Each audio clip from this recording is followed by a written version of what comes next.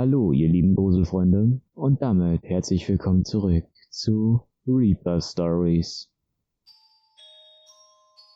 Ängstlich kauere ich in der Ecke meines Zimmers und blicke starr vor Angst auf meine Schranktür. Immer wieder höre ich dieses laute Klopfen auf dem morschen Holz. Bei jedem Schlag, der auf die Tür trifft, zucke ich zusammen und wünsche mir innerlich, dass ich niemals in dieses Haus gezogen wäre. In regelmäßigen Abständen ertönt ein weiteres Klopfen. Ich umklammere meine Knie und beginne immer stärker zu zittern.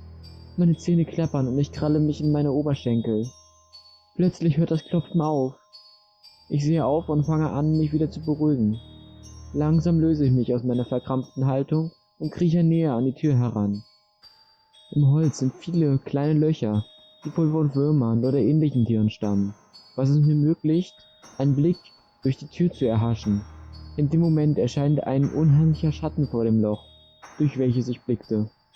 Erschrocken weiche ich zurück, und während ich wieder in meine Ecke krieche und mich zusammenkauere, ertönt abermals dieses dumpfe Klopfen gegen die Schranktür. Ich halte das nicht mehr aus. Ich habe das nicht verdient. Schließlich habe ich niemals jemand etwas angetan. Ich kann mir beim besten Willen nicht erklären, was es für ein Wesen ist, geschweige denn, was es von mir will. Plötzlich vernehme ich eine kindliche Stimme von der anderen Seite, und das dumpfe Klopfen verstummt. Mach die Tür auf.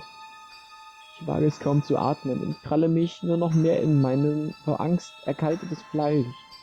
Meine Unterlippe beginnt zu beben, und in meinen Gedanken male ich mir bereits die gruseligsten Bilder von dem aus, was da hinter meiner Schranktür lauern könnte. Mach die Tür auf, zeige dich. Man muss sich früher oder später immer seinen Ängsten stellen. Ich konnte mich zunächst vor Angst verbrühen, und nun weiß ich, dass das Wesen recht hat. Es geht nun schon seit Wochen so. Heute klopft es zwar zum ersten Mal bewusst an meine Tür, aber ich wusste schon immer, dass es da war. Es lief umher, redete und manchmal lachte es ganz abscheulich. Ich habe genug von dem Fürchten. Meine Angst ist immer noch groß. Ich bin entschlossen, die Kreatur gegenüberzutreten. Langsam stehe ich auf, gehe auf die Schranktür zu und mit zittrigen Knien verlasse ich den Schrank.